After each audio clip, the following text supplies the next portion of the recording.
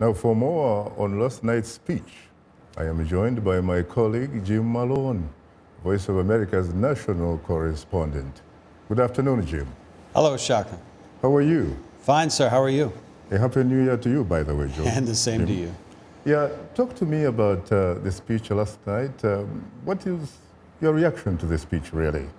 You know, what I really heard a lot of, Shaka, was a president who's very much aware of the political campaign going on in this country to succeed him, especially the rhetoric coming from the Republican presidential candidates. Much of that is based on a negative narrative of the Obama administration. It starts with national security and fears of terrorism, but also goes to our national economy, the need to bolster wages in this country, and to have a brighter sort of outlook on the future. I think the president wanted to weigh in on the campaign and remind voters that the way he sees things, the administration has achieved a lot over the past 7 years, can achieve more before he leaves office, and basically wanted to counter what he sees as a very kind of negative doom and gloom picture that a lot of the Republican contenders, especially people like Donald Trump and Ted Cruz, have been portraying as to where the country is at the moment. How was the speech received by the House? I heard, of course, people clapping and what have you, but was it in fact the whole House, or was it perhaps his fellow Democrats doing that? Well, I think it broke down quite a bit along party lines, and that's no surprise. We've seen that happen for years.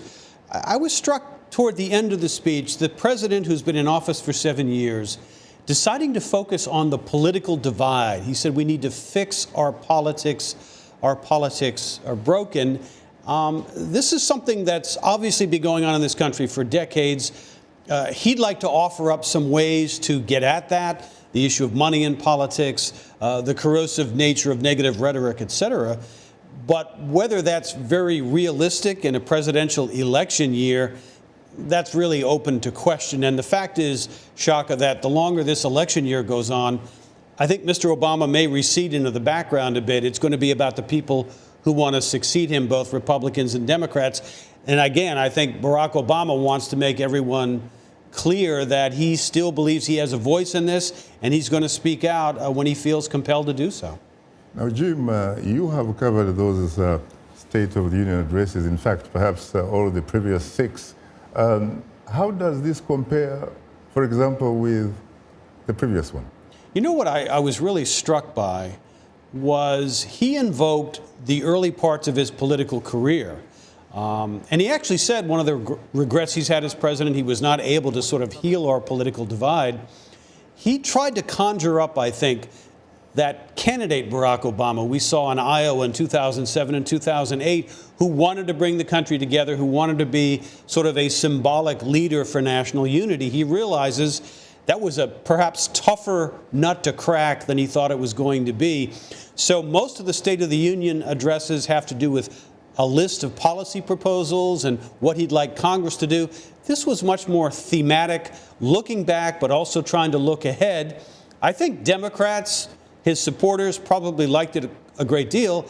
I think Republicans probably saw it as, past the point of relevance, and they're already focused so much on the 2016 election and who will succeed Barack Obama as the 45th president. What about some African critics who have been saying that they really expected the president to say something about, for example, democracy, as far as the continent is concerned? Well, I guess I understand where they're coming from. I mean, I was paying careful attention to the references to Africa in the State of the Union address. I think I counted about 3.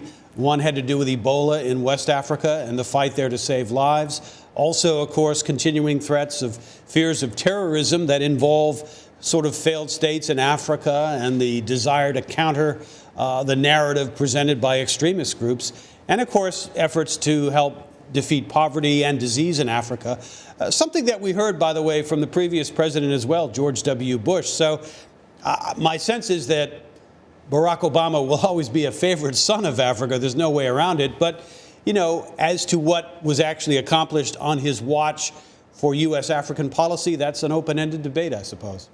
Well, thank you very much, Jim, for your insight. Thank you.